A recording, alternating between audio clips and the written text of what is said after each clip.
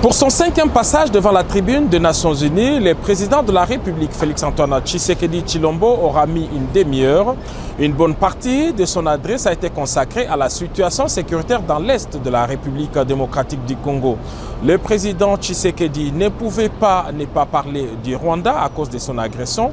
Il a même formulé une demande de sanctions ciblées contre ce pays agresseur. Monsieur le Président, la situation dans l'Est de la République démocratique du Congo est particulièrement préoccupante.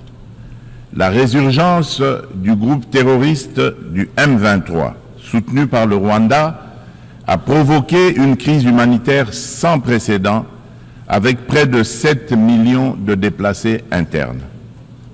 Cette agression constitue une violation majeure de notre souveraineté nationale.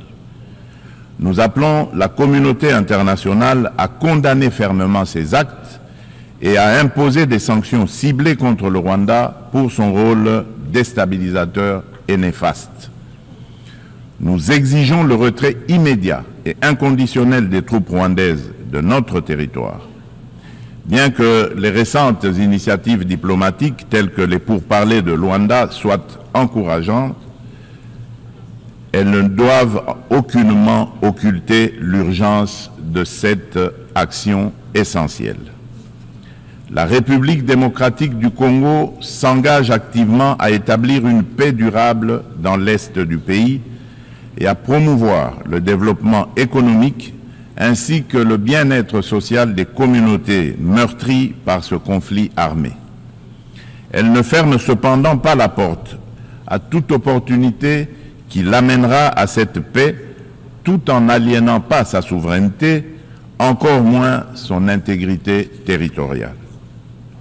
Dans cette optique, elle est résolument engagée dans la mise en œuvre de la feuille de route adoptée dans le cadre du processus de Luanda, que je soutiens fermement, qui promeut un dialogue de haut niveau visant à restaurer la confiance entre la République démocratique du Congo et le Rwanda, tout en minimisant le risque que la crise sécuritaire actuelle ne dégénère en conflit régional. En outre, mon pays demeure ouvert à toute autre initiative de nos partenaires qui concourrait à l'atteinte de cet objectif noble de paix.